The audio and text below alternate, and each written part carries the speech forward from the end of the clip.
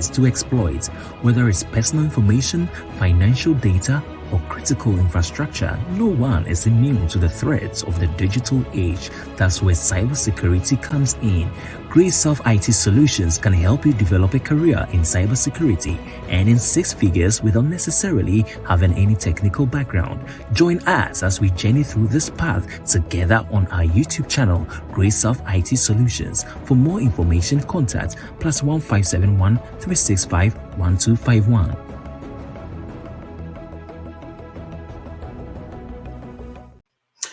Hello everyone, welcome to my channel. My name is Eric Obin from GRACE IT Solutions. If today is your first time on this channel, I highly recommend you subscribe to the YouTube channel, click on the notification bell, share and like for a new update whenever we drop new content. Today, we want to continue with how to pass the Cgrc exams. In the previous video, we spoke about the must-know items that you need to familiarize yourself with in order to pass the Cgrc exam, formerly known as the CAP exam. One of the items that we spoke about is that you must know your RMF steps, the seven steps, which are prepare, categorize, select, implement, assess, authorize, and continuous monitoring. So for today, I want us to look at the prepare step, So what we'll do is we'll take it step by step in the videos that are yet to be dropped. So today we want to concentrate on the prepare step. Now, the prepare step is a very important step and one of the major changes that was incorporated in the RMF to achieve more effective, efficient, and cost-effective security and privacy risk management process. In other words, if you look at the updates in the 37 Ref 2, you realize that in the Ref 1 of the 37, they did not include the prepare step. However, when the update was done for the 37 Ref 2, preparation stage was something that was added, a step that was added to beef up the RMF step. Therefore, it is very, very important. Now, let us look at the purpose of the prepare step or the preparation step, if you may put it that way. So, the purpose is to carry out essential activities at the organization, mission, and business process and information system levels of the organization to help prepare the organization to manage its security and privacy risks using the risk management framework. Now, if you look at what is stated in the purpose, you realize that there are three major things that stands out here, and this is the tiers, the three tiers. So we have the organization, which is the governance, that is the tier 1. We have the mission and the business, which is the tier 2. Then we also have the information system level, which is the tier 3. So all these tiers are put together in the holistic approach to make sure that we prepare enough, to manage the security and privacy risks using the risk management framework. Therefore, this preparation stage is very, very important. Now, why the prepare stage? Why the prepare stage? Now, to facilitate effective communication between senior leaders and executive at the organization and mission or business process levels and system owners at the operational level. 2, to facilitate organizational wide identification of common controls and the development of organizational talent control baseline, reducing the workload on individual system owners and the cost of system development and asset protection. Now, third, to reduce the complexity of systems by eliminating unnecessary functions and security and privacy capabilities that do not address security and privacy risks. Fourth, to identify, prioritize, and focus resources on the organizational high value assets that require increased levels of production, taking measures commensurate with risks to such assets. So, all that this is talking about is that at the preparation stage, this is where the system level, the mission, and the business, as well as the organization levels, sit together. They look at the system that is yet to be developed in the abstract form, where decisions are made. When it comes to the regs, they look at it in the futuristic. So, which means that at this moment, things are being done. Thinking goes into it. That is where brainstorms take place. So far as what is yet to be executed is concerned, taking into consideration the security and the privacy risks that is necessary to consider so far as developing the system is concerned. So if you look at the preparation stage according to the 37 Rev 2, you can see that there are 18 tasks under the preparation step, which is very important, and you must know or understand the concept under that. So if you look at it, it is grouped into two, where we have the organization level and the system level. So with the organization level, we have 7 tasks. And if you look at the system level, it also has 11. So all put together, we have 18 tasks, and it is required of the student who is about to write the exams to at least know the primary responsibilities of this task, the primary responsibilities of this task.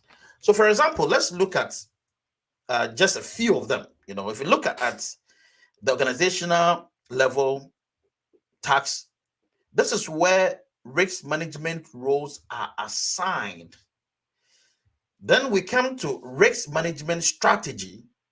We also look at risk assessment. So which means that at the organizational level, there is risk assessment, thinking into it, the possibility of any risk that might happen, or it is possibly it is possible to occur so far as the development of this system is concerned. They take into consideration about that. Then they come to the organization tailored controls, common control identification, impact prioritization, then continuous monitoring. All this goes in the preparation stage at the organizational level. Now, when you come to the system level, that is where the mission and the business focus is identified, the purpose of the information system, what is going to be used for. We also have system stakeholders. That is where they identify stakeholders who might be interested in the system that is yet to be developed. We also look at the authorization boundary, that's the scope.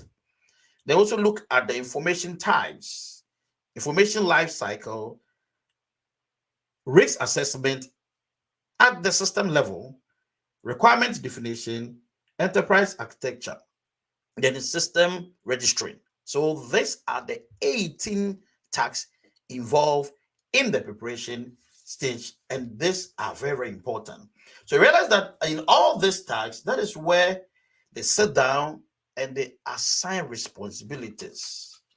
They assign responsibilities, establishing of risk management strategy and organizational risk tolerance, identify the missions, business functions, and missions or business processes the information system is intended to support, as well as identify key stakeholders. A whole lot of this goes into the preparation stage. Therefore, it is very, very important that you know this.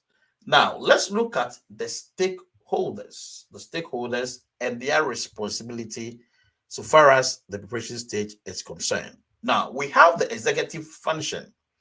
Now, the executive function is an individual or group, that is board members, CEO, CIO, within an organization responsible for ensuring that one, risk-related considerations for individual systems are viewed from an organization-wide perspective, taking into consideration the overall strategic goals of the organization in carry out its core missions and business functions. And two, the management of system-related security risks is consistent across the organization, reflect organizational risk tolerance, and is considered along with other types of risks in order to ensure mission or business success. So the role of the executive function is to want to consider the risks involved in relation to the core mission and the business function. So when you hear things like the executive function, it has to do with the risk executive function. That is the role that he or she plays, as we said, it's a group. So let's look at the responsibilities. One, defining a holistic approach. So anytime you hear the word holistic approach, what should come into your mind is the executive function responsibility. So defining a holistic approach to addressing risks across the entire organization, developing an organizational risk management strategy, supporting information sharing among authorizing officials and other senior leaders within the organization, and also overseeing risk management related activities across the organization. So that is the risk executive function, and these are the rules. Now, the next one you want to look at is the senior agency information security officer. All these responsibilities are very important, and you must know. It's a must know responsibilities so far as the risk management framework is concerned, because they play a role more especially at the preparation step. Then we have the senior agency information security officer. It's an organizational official responsible for one, carrying out the chief executive officer security responsibilities and the FISMA, and serving as the primary liaison between the chief information officer and the organization's authorizing officials, system owners, common control providers, and system security officers. In some organizations, this role might also be known as the chief information security officer. Then we'll look at the responsibilities. Managing and implementing an organization-wide information security program and assuming the role of authorizing official designated representative or security control assessor when needed. Now, let's look at the next one, authorizing official. This is very important.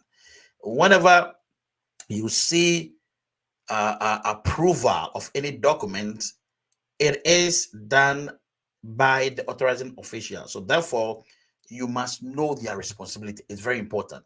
So we say that the authorizing official is a senior official or executive with the authority to formally assume responsibility for operating a system at an acceptable level of risk to organization, operation, and asset, individual, and other organization.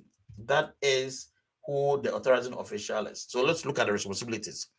Approving security plans, memorandums of agreement or understanding, plans of action and milestone, as well as determining whether significant changes in the system or environment of operation require reauthorization, and ensuring that authorizing official designated responsibilities carry out all activities and functions associated with the security authorization. So basically, when you look at the role of the authorizing official, it is for approving, for endorsement of the documents.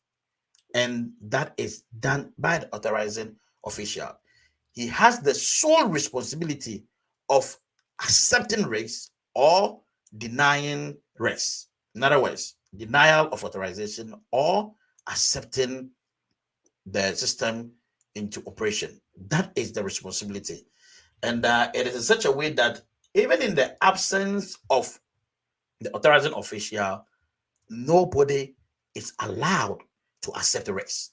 So let's say if the authorizing official had traveled, we have to wait till the authorizing official comes back in order to approve or disapprove the system.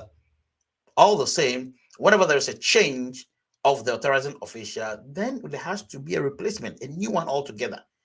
And he or she would have to come in and also go about with the reauthorization. That's how it works with the system. Now, the authorizing official designated representative.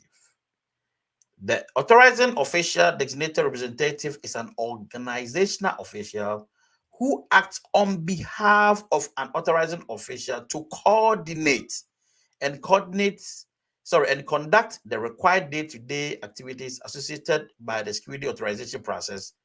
The designated representative carries out the functions of the AO, but cannot accept rates for the system. So this is very important.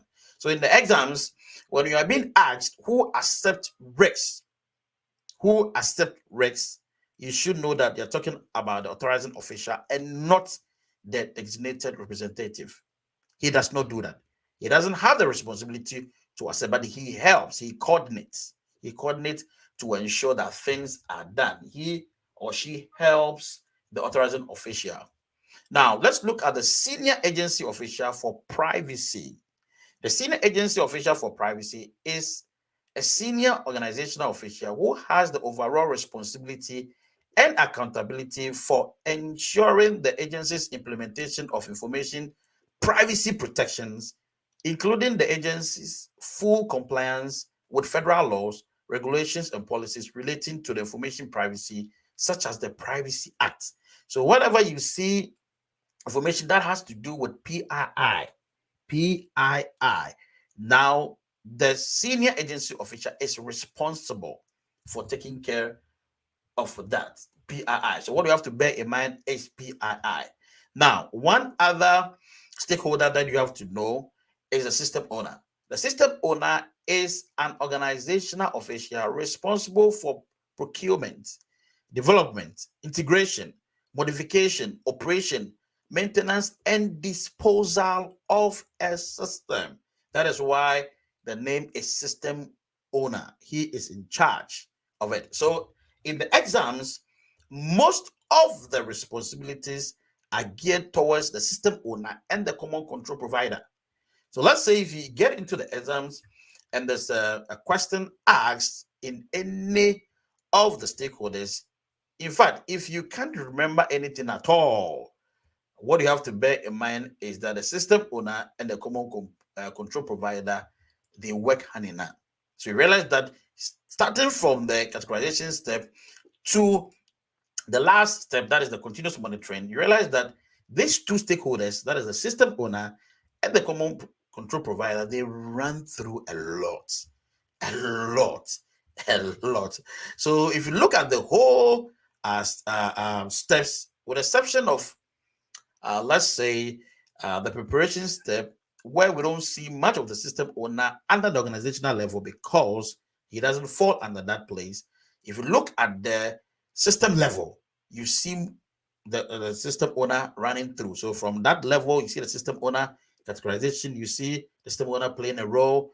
You go to the select, he runs through till the end. Be mindful of this. This is very important. So when you get into the exam room and you are confused, you don't even know, once it has nothing to do with the organizational, because when you are reading the question, you have to make sure you understand certain keywords in the question. You don't rush to answer it.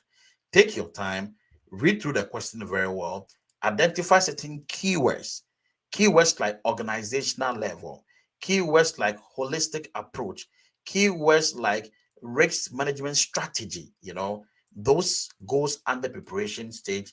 Keywords like identifying the missions, business functions, you think about that.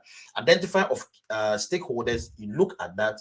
Understanding the potential adverse effect on the individuals, it falls under the preparation stage. So all these things said are the taxes that you need to be mindful of and know so far as preparing for the CGRC exams is concerned. So let's look at the responsibilities of the system owner. So we say one, addressing the operational interest of the user community, that is users who require access to the system to satisfy mission, business, operational requirements, ensuring compliances with information security requirements, and developing and maintaining the system security plan, and ensuring that the system is deployed and operated in accordance with agreed upon security controls. So these are the responsibilities. Bear in mind the procurement under that. So we said that the system security officer, okay, another stakeholder, system security officer. The system security officer is responsible for ensuring that an appropriate operational security posture is maintained for a system, and as such works in close collaboration with the system owner. So we have the system owner, then we also have the system security officer. In other place, you see the information system security officer, the ISO, is the same thing. The responsibilities overseeing the day-to-day security operations of the system. So the key word under the system security officer is that he or she oversees the day-to-day security operations of the system and assisting in the development of the security policies and procedures and ensuring compliances with those policies and procedures. So the difference between the system owner and that of the system security officer is that with a system security officer, he oversees the day-to-day security operations of the system versus procurement for that of the system owner. System owner, he's in charge of it. System owner, when it comes to the information system level, he's in charge of it. So let's say if he's in charge of it, then we have the system security officer who sees to the running, the day-to-day activities of the system. Wow, I believe this is really helpful and you have really learned a lot. I highly encourage that, again, you subscribe to the YouTube channel so that anytime we drop new content, you'll be the first person to get to know. So how can you do that? Just click subscribe, hit on the notification bell, choose all to notify you anytime we go live. So I'll see you again in the next video, and we will talk about the categorization step. So thank you for now. Until we meet again, I'm your tutor, Eric Oben. Bye. Cyber attacks are on the rise, with hackers constantly seeking vulnerabilities to exploit, whether it's personal information, financial data, or critical infrastructure. No one is immune to the threats of the digital age. That's where cybersecurity comes in. Grace Self IT Solutions can help you develop a career in cybersecurity and in 6 figures without necessarily having any technical background. Join us as we journey through this path together on our YouTube channel, Grace Self IT Solutions. For more information, contact